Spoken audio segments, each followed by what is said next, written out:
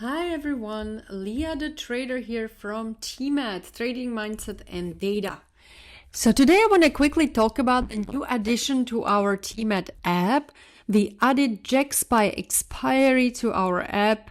It's an excellent tool for trading and also investing because you can distinguish real movement from noise and see allocation of smart money.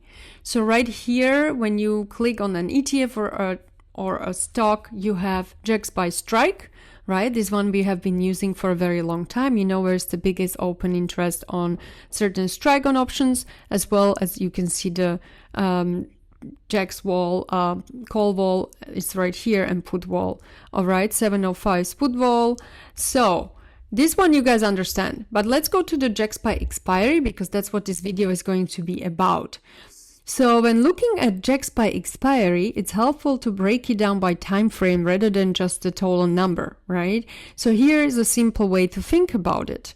The short term, next 1 month, when you see on the option chain, like here, June 26, July, June 30, July 2nd, and so on and so far. This is mostly what market makers are doing. It's a forced hedging because when price moves up, they have to adjust their position quickly to stay neutral, up or down, right? So this creates a lot of short-term noise and then can push the market around even if there's no real conviction behind the move. That's why a lot of the option flow apps are very noisy because they're showing you all this hedging. People then think, oh yeah, we're going up. No, it's just hedging, and that's why a lot of people lose money with this kind of apps. So be careful with that. Midterm, 3 to 6 months, you can now see what hedge funds are doing. It's speculative money, right? These players are usually taking directional bets.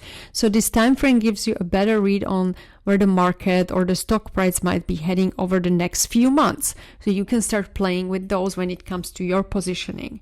And long term is 6 months and longer, including leaps. Leaps are option contracts that expire longer than 12 months, right? This reflects what big institutions are actually committed to. So these positions tend to be more stable and act as a real foundation for the market. So you want to split these checks by expiry into buckets, and you can then separate short-term hedging noise from stronger, more meaningful positioning. So it helps you to see who is being forced to act versus who is actually betting on conviction. Right, so here we see QQQ. Short-term QQQ looks very negative into next week, right? So it so far looks like the market is going to go lower. When we look at a longer term, also we see more put hedging. So there is a little bit of negativity going into QQQ. When we look at Tesla, for example, let's look at Tesla. So here we have GEX by, of course, the 8 at the money strike 380 is the biggest. That's usually the case. Once we overcome it, we can go higher. But let's look at the GEX by Expire because I really want to explain to you how to use this. So short term, this week into 4th of July is the biggest bar on the chart. It's very large positive checks here, right? We see 160 million versus 90 million. This means that market makers are long gamma in a very near term. They will likely buy the dips and sell rips aggressively this week. It acts as a stabilizing force and can make big moves harder to sustain. So Tesla is probably not going to make a giant move this week. Then when you go later June, July, you see that the negative gamma around July 17 here is building. So if the price starts moving hard into that expiry, moves could become more violent. So longer term is not providing any directional bias, right? It looks pretty balanced there. So simple terms means the chart says near-term support is strong, but by mid-July, watch for volatility, okay? The big positive gamma this week is currently the dominant force, and then we play it as we go. And then when you look at August and later on in the year, there is no major negative gamma clusters and bars are getting much smaller. This shows that big institutional positioning further is relatively balanced, so not heavily one-sided. Means that Tesla might be actually just chopping around for the rest of this year, right?